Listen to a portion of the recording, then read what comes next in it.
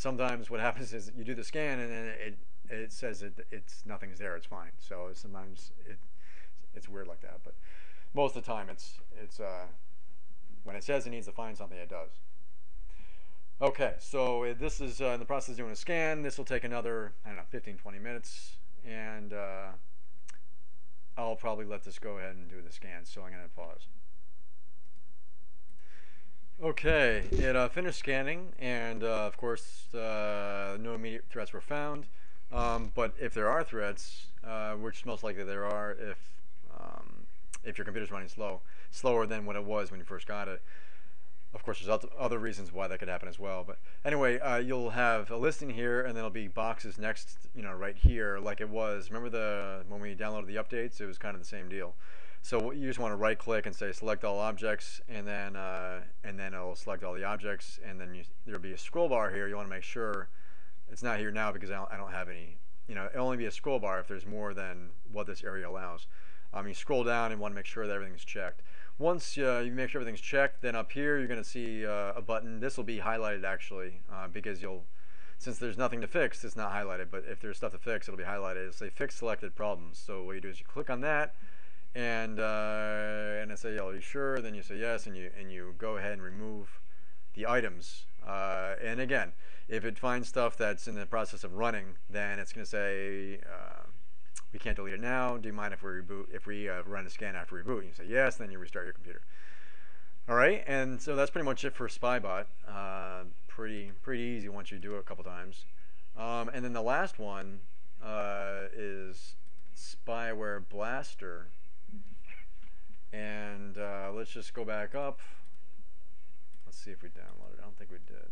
No. Okay, I was in the process of downloading. Okay, Spyware Blaster. Again, we go to download.com, and then we go down here. I just typed in Spyware Blaster in a search field up here, and then down here the results, Spyware Blaster.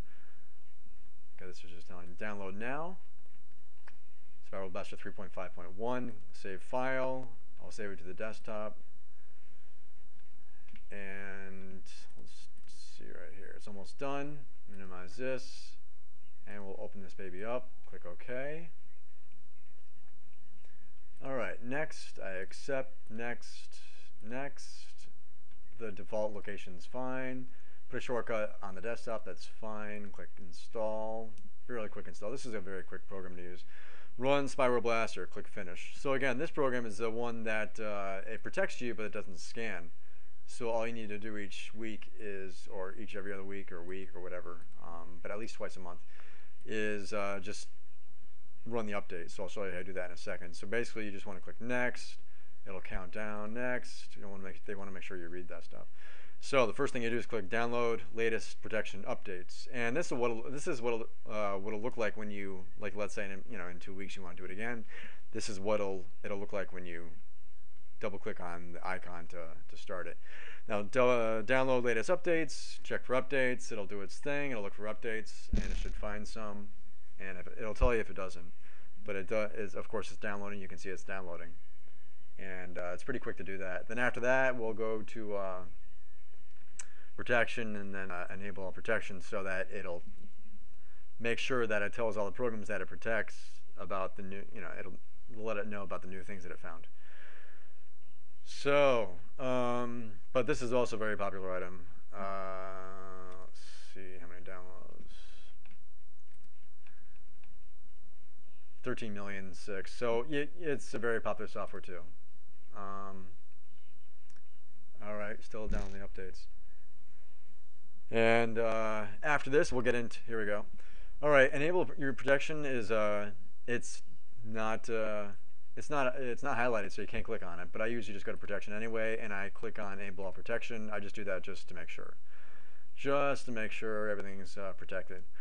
So it'll say 0 things, all things. This is Firefox, this is Internet Explorer, and then this is just restricted sites. So we'll just finish this up, and after this, we have another program that will get rid of the temporary files. All right, Mozilla Firefox. So that's done. That's a quick thing to do. Okay, now we're going to go up, and we're going to get C Cleaner. Some people call it CC Cleaner, but it's actually C Cleaner. So C Cleaner.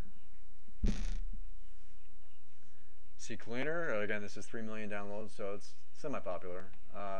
Download. Well, I guess 3 million. It's still quite popular. I mean, but compared to Adware, it's not. Okay, so this is downloading, and once this downloads, we will go ahead and install it. Click Open, or you can, up here is the file. If you guys are in Internet Explorer, you won't see this downloads thing. You can't click Open, so you just go to your desktop, and then you'll see CC Setup. Okay, click OK. Click OK for English. Next. I agree. Location's fine. Next. All right, add desktop shortcut. That's fine. Start menu, fine.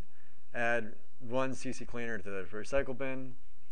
I mean, you can put that if you want. Doesn't matter. Add open CCleaner option recycle bin. That's fine. I'm not gonna check for updates. Yes, and then I don't really care for the Yahoo toolbar. I don't like any toolbars actually. So if you want the Yahoo toolbar, you can certainly keep that. If not, then uncheck it. Click Install, and click Finish.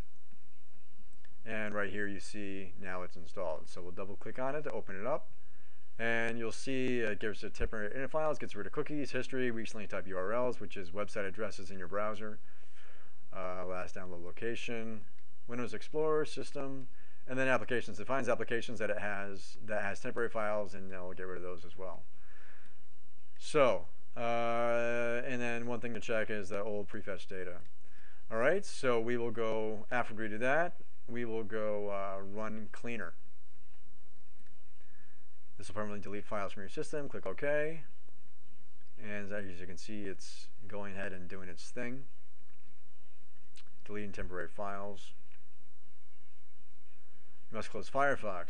Okay, it needs Firefox to close before it can do its thing to Firefox. So we'll close Firefox. All instances of Firefox, including the downloads window. Alrighty, we'll try it again. Now it can do its thing. As you can see, 770 megabytes was removed. So that's, it's a fair amount.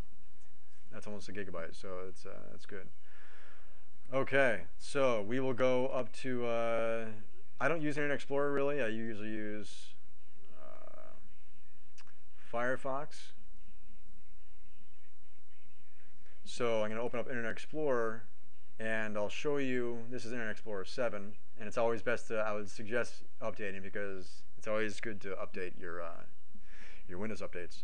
I'll show you how to do that in a second. So you go to Tools, Internet Options. This is to make sure that if you're using Internet Explorer, that it'll delete the temporary internet files automatically without you having to do that all the time. So just go to, so again, let's just do that. You go to Tools, Internet Options, and then you click on Advanced, and you go down, scroll down until you see empty temporary internet file folder when browser is closed.